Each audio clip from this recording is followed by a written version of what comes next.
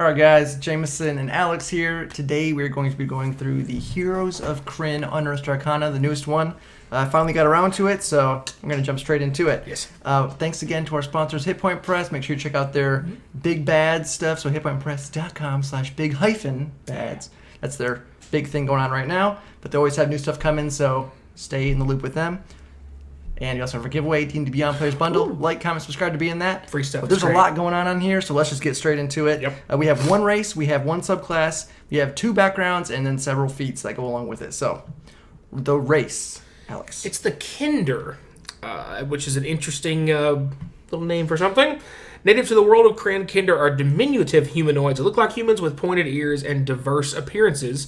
Kender have a supernatural curiosity that drives them onto adventures, big and small. This curiosity is said to be connected with the whimsical magic of the Feywild, and some believe Kender have a high affinity for it. Due to their curiosity, many Kender have found themselves falling through gates and portals to other planes and worlds. So, kind of like elfy gnome humans, because they're small, or elfy halfling has got the whole Fey connection in there, and they've got some quirky little abilities with their race.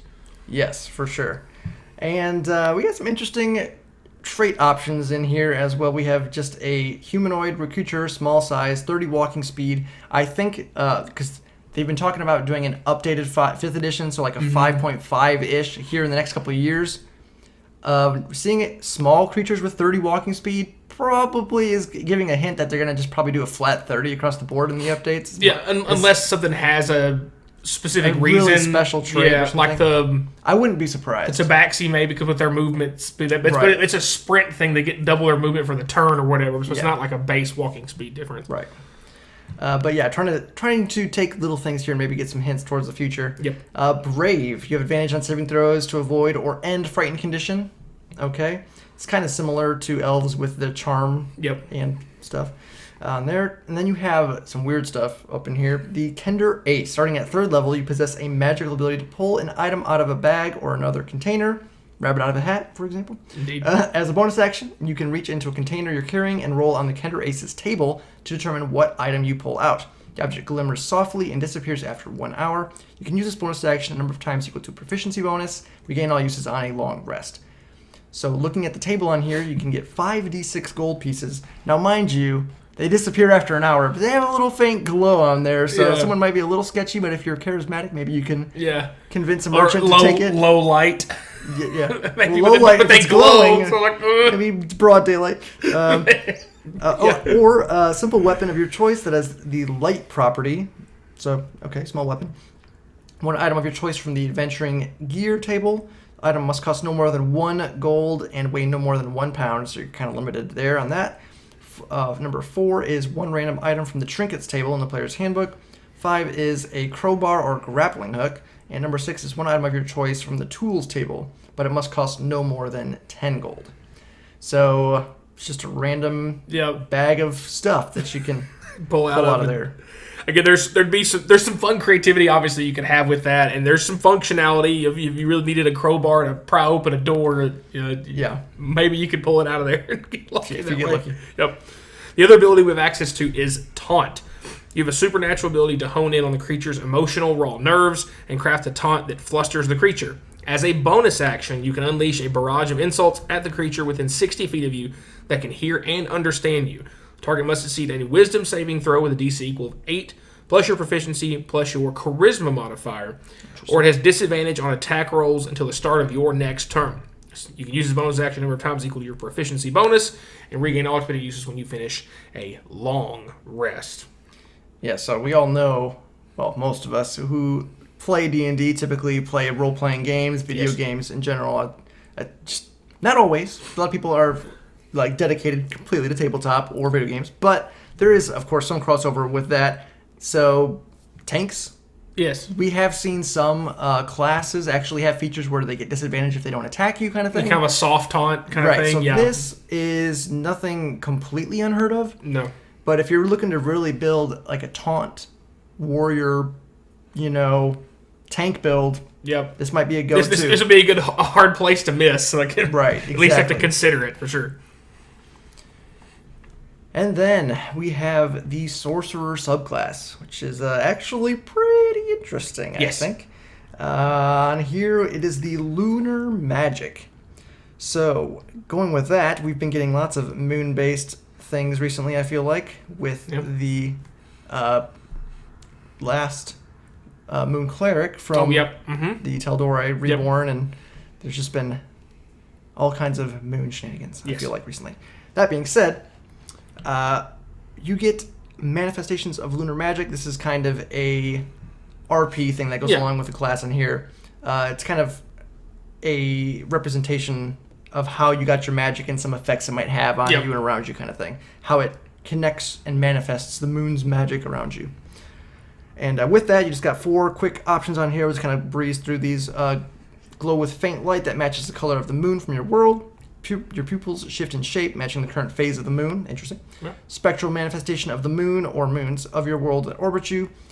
Or your shadow is limned in faint light. That is a word. I don't know if I've ever seen that word. 100% chance I have never seen that word written or spoken as if before. It were a lunar body during a... And here's the thing, is I'm usually pretty good when it comes to vocabulary, but not familiar with that one. Nope. So that's a thing.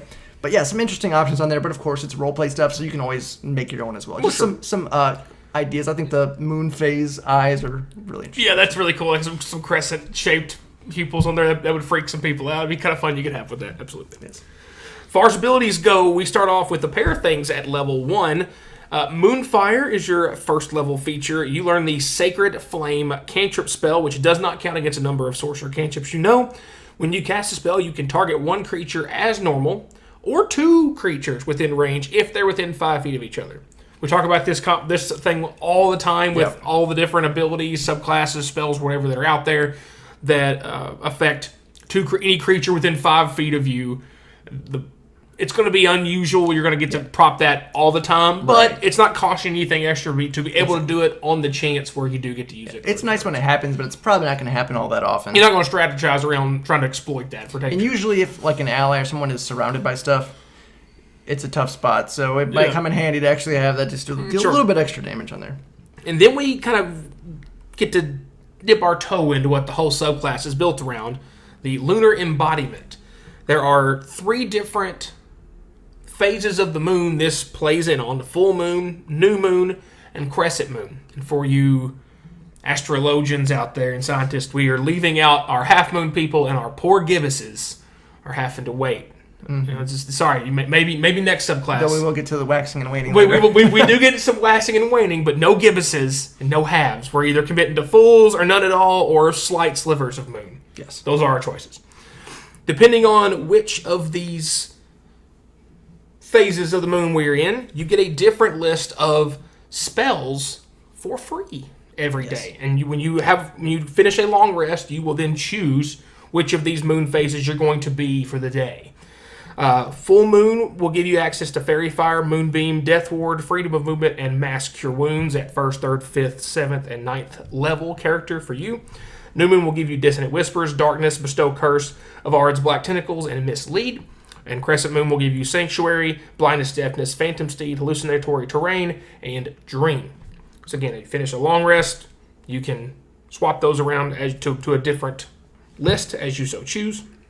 And also, while in the chosen phase, spells of the associated phase in the Lunar Spell Table can be cast once without expending a spell slot. Once you cast a spell this way, you can't do so until you finish a long rest. So not only are they not counting against your spells known, you can cast them for free as well. Yes, I think that is going to need some clarification. Sure. Because depending on how you read that, it almost sounds like it could be you cast each of the spells once for free. Or one of them. Which is very different. Yes. And there are some implications to that later on as well, which you'll see here in a minute. All that being said, there's going to need to be some kind of clarification. Yeah, there will need to be for sure, because there's a huge difference between getting a free spell a day out of 5 and getting a level 1, a level 2, a level 3, a level 4, and a level 5 spell each once for free for a day. Yeah. For sure. Then at level 6, we have Lunar Boons. Each lunar phase is associated with spells of the following schools of magic. Full moon is abjuration and conjuration, new moon is evocation and necromancy, and crescent moon is divination and transmutation.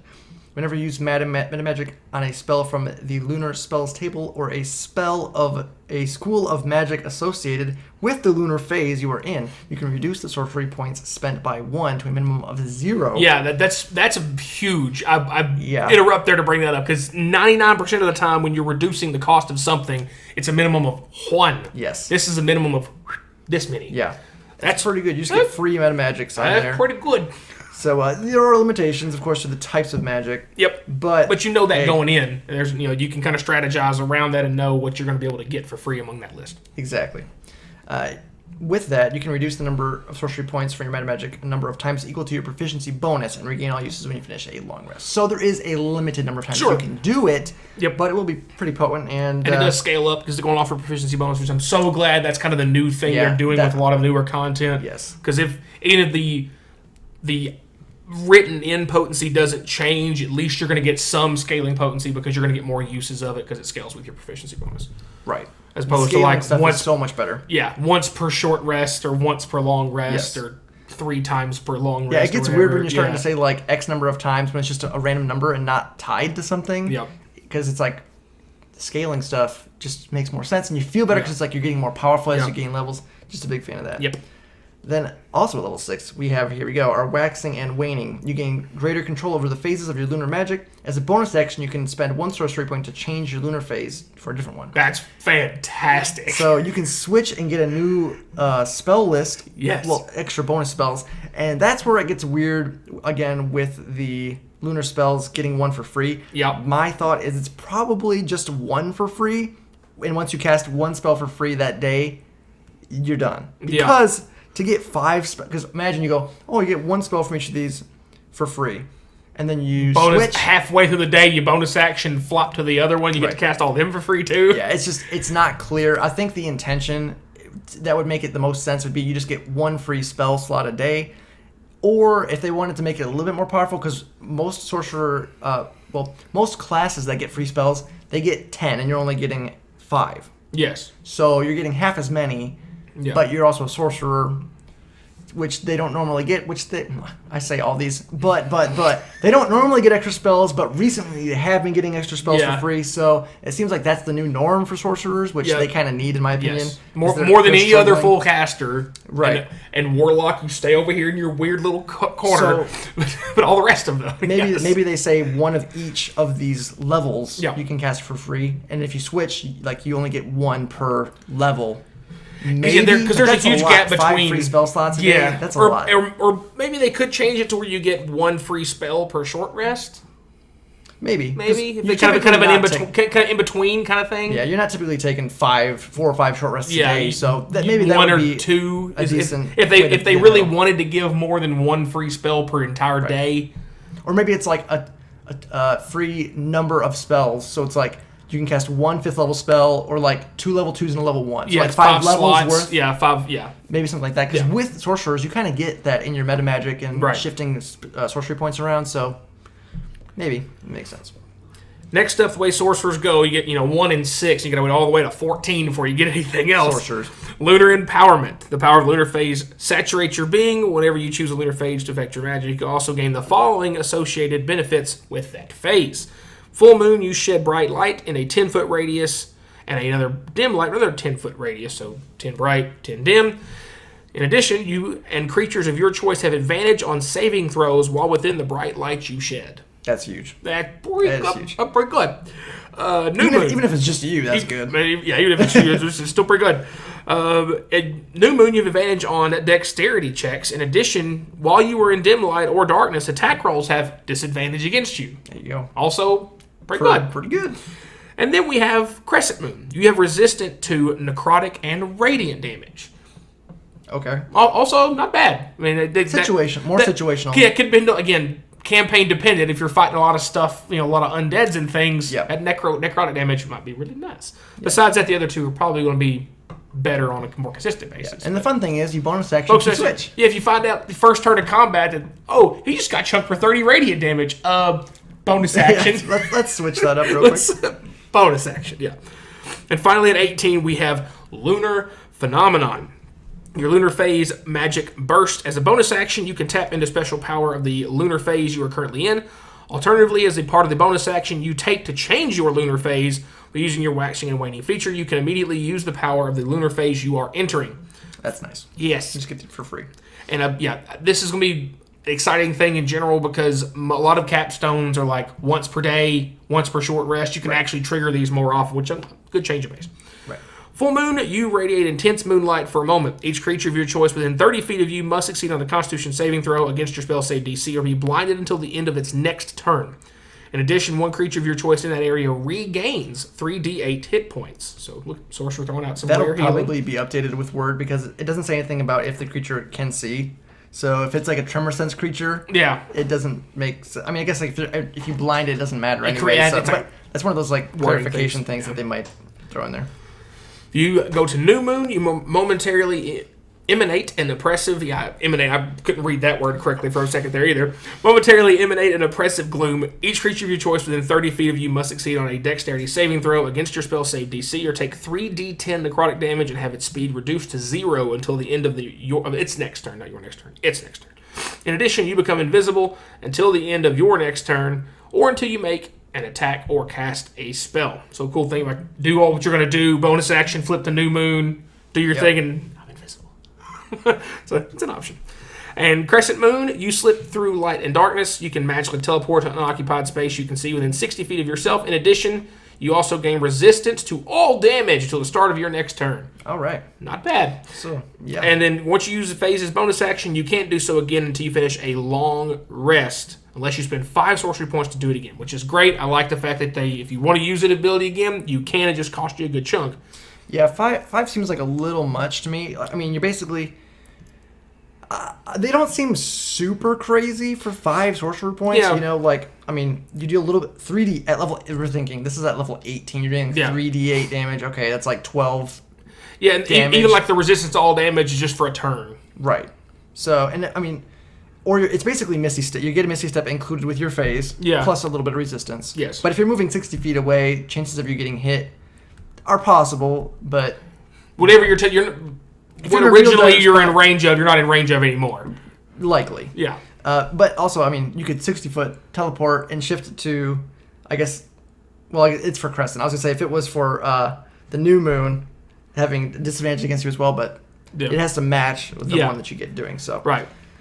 But if it's necrotic or radiant damage the creature's doing, and I guess it stacks. I mean, it doesn't stack, so it's just kind of, it's all right. Yeah. For 5 sorcery points to do that, it's a little much to me. And then 3d10 necrotic, the speed to 0 is nice, and the becoming invisible is nice, but it's only for a turn. Yep. Maybe, I don't know. Brings it like down to 3? Yeah, 3, maybe 4. Yeah. It just doesn't seem... Because the other thing I stress with what I think of when I think of this is like... They could just remove the damage, because the damage is negligible at level 18 anyway. Yeah. Just give you the effect. Maybe that'd be a little bit more... Comparing Sorcerer to Monk. Because Monk gets their key points back on short rest, and Sorcerers don't. Right. So but you'll have 18 Sorcerer points at this point. Great. But that's, 5 of them. Yeah. And you can trade, slots almost a third of your Sorcery points to reuse one of these abilities. And they're not even that potent. I mean, I would rather have the effect be reusable at a lower cost with no damage. Yeah. Than if they had to choose. Yeah. Or, I just think that at level 18 again, 3d10 or 3d8 damage is... The damage is negligible at that point. Unless you roll max damage, of course, but that's not on average going to happen. So yeah. I don't know. It's a really interesting subclass. I like the fact that there's different spell lists and the fact that you can switch between them as you really need to. That's really, really nifty. With all these road, bard, and weird subclasses we've been reviewing recently from these like Veldas and stuff where you're like switching subclass or switching stuff like abilities all the time. You're it's like borrowing what is happening? Stuff Why are we getting all these things that are being able to switch your ability sets like that? It's kind of weird, but interesting. I like that ability for utility. They're giving more stuff for people to do with bonus action, which I'm always a fan of, because a lot of subclasses don't necessarily have regular things they can do with that. Yep. Or reactions, for that matter. Right. Yeah, exactly. Giving you at least somewhere from your base class and or subclass a way to a choice for those, because it feels bad if you just have nothing you can do with your bonus action every single turn without having to use a spell slot, for example. Right. Even if all your bonus action is give yourself 1d4 temp HP, it's something. It doesn't be super impactful. At least you feel like you're using all of the parts of your turn. Exactly. Then we have backgrounds, which there are 2 different backgrounds, and these are actually very, very interesting, which I'll get to here in a second. The first one is the Knight of Solamnia.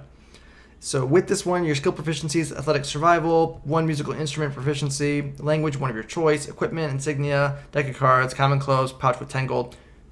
No one cares about that. Now we get to the fun part. The actual fun part. Squire of Solamnia, the feature on here. You gain the Squire of Solamnia feat, which we will get to here in a little bit. In addition, the Knights of Solamnia provide you free, modest lodging and food at any of their fortresses or encampments.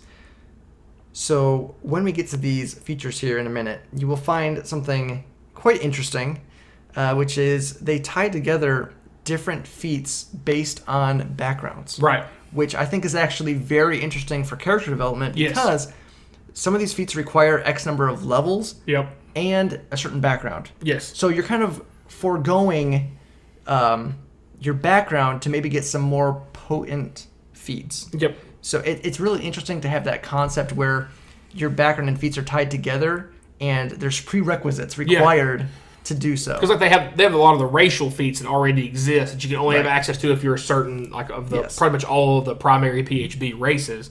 So I agree, this is an interesting idea to kind of get behind to cover. Yeah, lets you kind of dig deeper into a specific background. Yep. And of course, they give some trinkets and personalities, some just RP flavor stuff on here as well.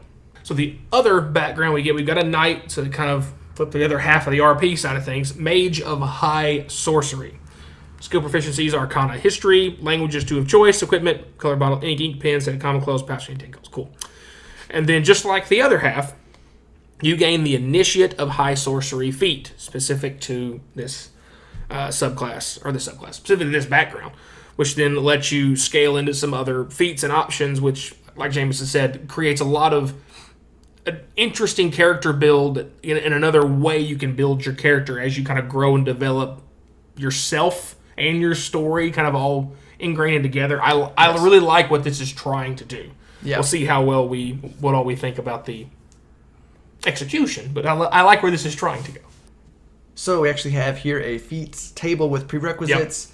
You have your Divinely Favored, which is its own feat in and of itself, which is more in the divine caster kind of realm, clearly. Whoa. And then you have what makes you think that? Yeah, Initiate of High Sorcery, the Squire of Solamnia, and then you have 3 variants that require 4th level and the Initiative of High Sorcery with black, red, and white robes. Then you have Divine Communications, which is 4th level, required Divinely Favored. And then you have 3 different knight versions, Crown, Sword, and Rose, also requiring 4th level, and Squire of Solamnia. So, you're probably wondering, what are these initiate things on here? So let's flip down a little bit if you're looking through this with us.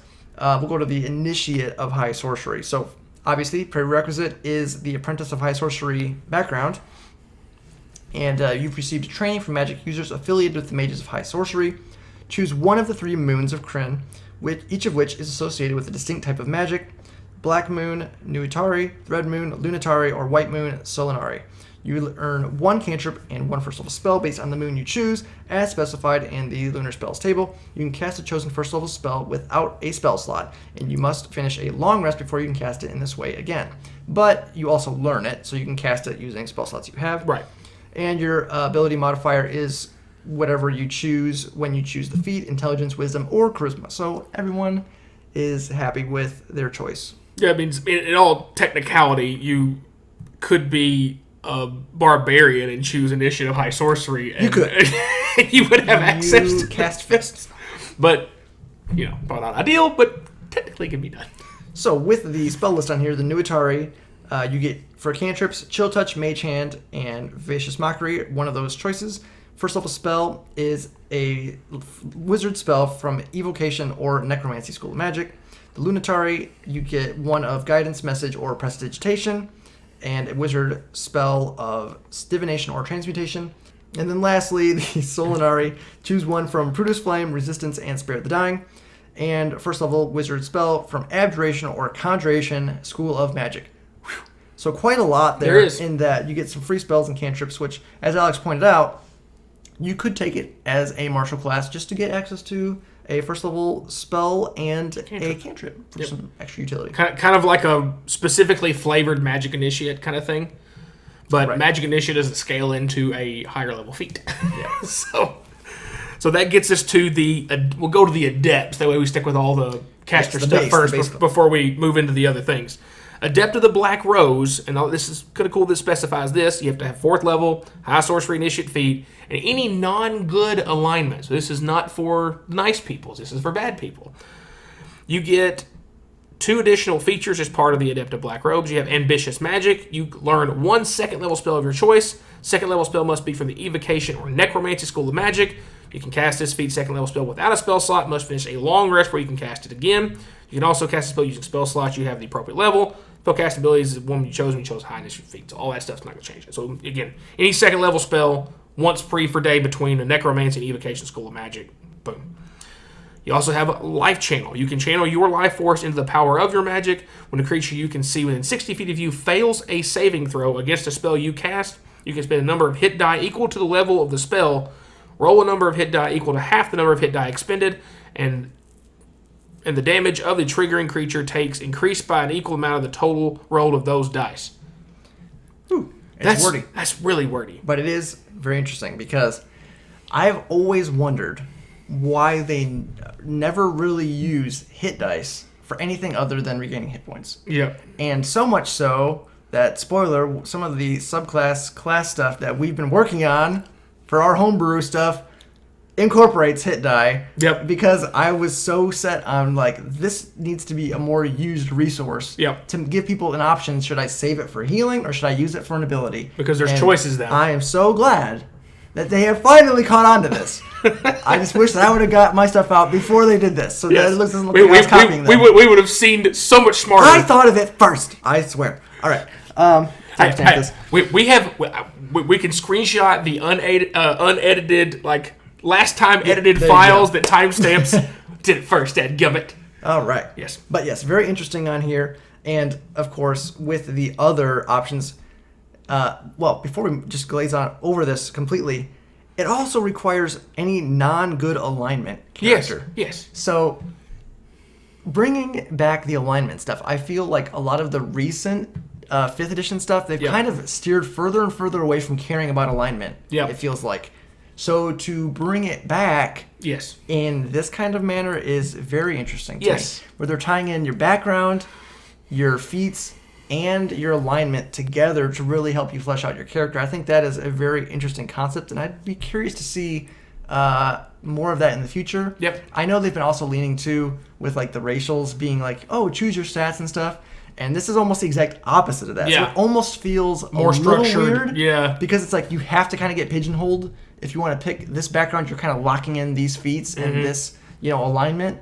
Versus character creation, it's like, oh, you can throw your stats around randomly. It's like, it's a little weird. It's like they're kind of trying to play both sides. Yeah. And I don't know. Some people might like that, and some people. And of course, it can just be options too. If you want to be more free spirited, you can. Or if you want to be more structured, you got options. Yeah, but the book says there's always those. There's always those. Moving on to the second option, which is the red robes. It's the same thing for the insightful magic, except you have to choose divination or transmutation. Yep. On there. It doesn't specify an alignment for this one. It does not. So this is kind of more open, free-willed people's. And the other ability with it is magical balance. When you make an attack roll, an ability check, or saving throw, and roll a 9 or lower, you can use your reaction to balance fate and treat the roll as a 10. You can use this reaction a number of times equal to proficiency bonus, regain all uses on a long rest. Whew. That's fun. Yeah, so it's like reliable talent, but a little bit different. But attack roll, ability check, or saving throw instead of a skill check. Yes. Ooh, that's interesting. And finally, of course, we have Adept of the White Robe, which is, again, non-evil alignment-based and protective magic. So we know that's going to be Abjuration and Conjuration for the same effect of the free-leveled second spell.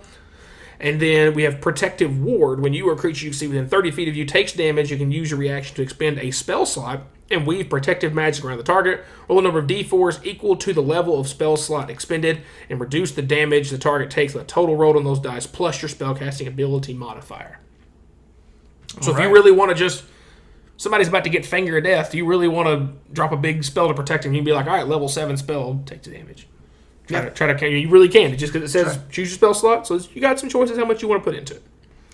Definitely interesting on there for some utility. And with that being said, we'll switch over to the Solamnia, Squire of Solamnia stuff with the Knight of the Crown, the Knight of the Sword, and the Knight of the Rose. So the Knight of the Crown is 4th level Squire of Solamnia feat prerequisite. And with this, you get to increase an ability score of Strength or Dex by 1 to a maximum of 20. So you get a nice little stat boost on there. And then your ability on here, when a creature you can see within 30 feet of you makes an attack roll against another creature that is within 5 feet of you. So you see a creature 30 feet attacking a creature that is next to you. It's the wording, you have to kind of like stop for a second. You can use your reaction to grant advantage on the attack roll. You can use the reaction number of times equal to proficiency and regain uses when you finish a long rest. This is something that I believe, if I can't remember what it is, there's a fighter subclass that has a similar ability, I believe, to this. I can't pull it out of my brain, but I have seen a similar ability on here. Why do I want to think that's Samurai Fighter that does that? I feel like there is a way to give I don't know. allies an advantage on attack. Let us know down below. I'm sure I'll find it after we finish this video. But you'll beat us to it. I'm trying to say it's nothing that's completely new out of the ordinary. Yep. It's kind of a pack tactics in a way, but it's kind of specific. Yeah, it's a little weird. You don't have to be right there. You don't have to be right there on top of you. Your ranger friend or your druid friend or your whoever can poke it from a ways away. Right. Like you could give a rogue. I mean, the rogue would have sneak attack because you're standing next to him anyway, but they get advantage as well. So yes, works. Next up is Knight of the Sword, and we'll mention that none of these require any specific alignment stuff. It's all whatever. So just the magic people have to worry about their alignments. Yeah, I don't know what that's about. You have Discipline Spirit, which gives you proficiency in Intelligence, Wisdom, or Charisma saving throws. Your choice when you take this feat. That can be fun. Also, you have Willpower. Immediately after you or a creature you can see within 30 feet of you fail an Intelligence, Wisdom, or Charisma saving throw, you can expend a hit die. Saving throw increases by the amount equal to a roll on that hit die, potentially turning a failure into a success. Once you turn a failed saving throw into success, you cannot use this feat again to finish a long rest. So essentially, like if you use this ability and it fails, you get to try again, which I love. I love bad luck proof. Yes, that does definitely make you feel better. Because if it's only once per day, it's like an Indomitable kind of thing with Fighter. Once a day, but make sure you hit it. Right. And one thing that's interesting with this too is gaining Intelligence, Wisdom, or Charisma saving throw. You could also take Resilient later on and gain another saving throw. Yes. You could have 4 saving throw proficiencies. Yes. Which 2 from your main character options, and then 1 from here, and then 1 from Resilient. But if you're a monk, you're not going to do any of that. Other people, sure. Whatever. Just not monk. And then lastly, Knight of the Rose. Constitution or Charisma by 1, max of 20, and then Bolstering Rally. When you roll initiative, you can choose up to 3 creatures you can see within 30 feet. Each creature gains temporary hit points equal to a roll of your hit die, plus your proficiency, plus the ability modifier of the ability score increased by this feat. You can use this feature a number of times equal to proficiency, regain all uses on a long rest. So yeah, that's just a battle cry, which I believe we've seen similar abilities as well in subclasses, so that's nothing completely out of the ordinary either. There, that is a good chunk of temporary hit points, though. It is. Die plus proficiency plus ability modifier. Yep. I mean, okay. 3 creatures, you're basically just given 30, 40 points of HP there, which is nice for the healers. Did just have a realization that we did not go over what the actual base Squire feat is before we did the Knights on the list. So, for the Squire of said Solamnia, you get proficiency in medium armor and martial weapons. You have advantage on saving throws made to avoid falling off a mount, which, cool. And then you have encouraging rally. Whenever another creature you can see within 30 feet of you makes a saving throw, you can use your reaction to inspire them. Target can hear you and understand you. It gains advantage on the saving throw, which uses reaction can do to finish a long rest to you. So there you go. Well, with that, defensive rider, if you are a cavalier fighter, it doesn't do anything because you already get that. Yes. It's part of the subclass. Yes. So I feel like all of these knight ones in the Squire are like making people more like a fighter. Yeah. So if you already are a fighter, I feel like these aren't going to be quite as useful. Now you're going to have more uses to do some of these things. But a barbarian or a paladin would love these. Right. And depending on what subclass you take as well. Like, for example, if you don't take cavalier fighter, you take, like, for example, Battlesmith Artificer, and you want to ride your pet as mount, yes, or something like that. Aha! There you go. Advantage on saving. We have done a shenanigan. So yeah, you can do stuff like that, or even if you're just a like Beastmaster Ranger or something, where you want to try to ride your pet. There you go. You have an advantage on saving throws against falling off of them. So there's some interesting things that can be done for sure with those. Well, we will round out the bottom of this list with the single Divinely Favored and Divine Communications feats, starting off with Divinely Favored. You learn the Thaumaturgy cantrip and one first-level spell based on the alignment of your character, as specified in the Alignment Spells table. You can cast a chosen first-level spell without a spell slot, must finish a long rest before you cast this way again. You can also cast a spell using a spell slot you may have. The spell cast ability for this feat is Intelligence, Wisdom, or Charisma, chosen when you select the feat. And Divine Communications, the level 4 required, and of course the base feat of Divinely Favored, no alignment restrictions.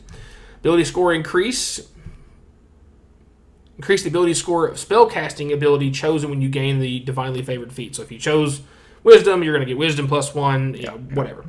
Maximum of 20. You learn to speak, read, and write Celestial and 2 other languages of choice, all the languages.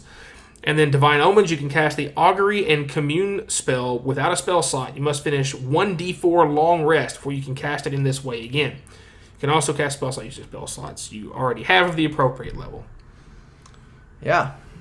So lots of RP stuff on that. Very cleric-y. Oh yeah, for sure. Would you like more cleric in your cleric? And just as a recap, too, with the alignment spells, evil is warlock and wizard, good is cleric and wizard, and neutral is druid or wizard. Okay. So, interesting on there. I mean, warlock, wizard, kind of makes... It's kind of weird that... I mean, you're taking a first-level spell from wizard, which means they have access to almost every spell anyway, so adding a second spell list on there is not really adding that many more options, to be fair. I mean, sure, whatever. I mean, you get some more access to healing spells that wizards don't normally have. Right, that's really the only specific thing I could think of. Some utility stuff. And some CC, some terrain-based spells. Right. Like, I don't know that spike growth is going to be available to wizards or not. It probably freaking is, because it's wizard. Like, really, it's like healing spells are the only thing wizards don't have, like, readily available. Everything else, I feel like wizards get. They do, for the most part. There's some, like, poor sorcerers. Nature spells that they don't get. Yeah, but that list is very small. Poor sorcerers, man. Yeah, no, spike growth, we're good. Get spike growth, there you go. I thought right there off the top of it, I'm Truly. Because druids can heal, the earthy stuff, and the healing stuff is what wizards don't get. So it's like nature or healing. Yep. But yeah, lots of stuff in this one. I feel like this video is 6 hours long already. It probably is. So, but yeah, we wanted to go over all of it really quickly. It's 20 different things. We don't do quickly. What's wrong with you? So, but also, if you're like, oh my gosh, I talk so fast, that's why I put this stuff on the screen as well, because if we read it slowly, it would be 3 times longer. Yeah, so if I talked at a normal human pace, this video would be an hour long. You can always pause it and read it if you can't keep up with our. No, they also have like the play speed button, so you actually can slow us down when you really want to try to understand what I'm saying half the time. Well, otherwise, we're just like you know. But all that being said, guys, that is it. Let us know your thoughts on this Unearthed Arcana down below in the comments. That's a thick one. That's probably like one of the thicker ones we've actually reviewed. There are some big ones, yeah. Yeah. So, let us know in the comments down below what you want to see, what you think might make it through, what you think needs changes, will see changes, might not see changes, etc. The 5 sorcery points to reuse that ability. Yeah. Thanks again to our sponsors, Hit Point Press. Make sure you check them out. And as always, guys, thanks for watching.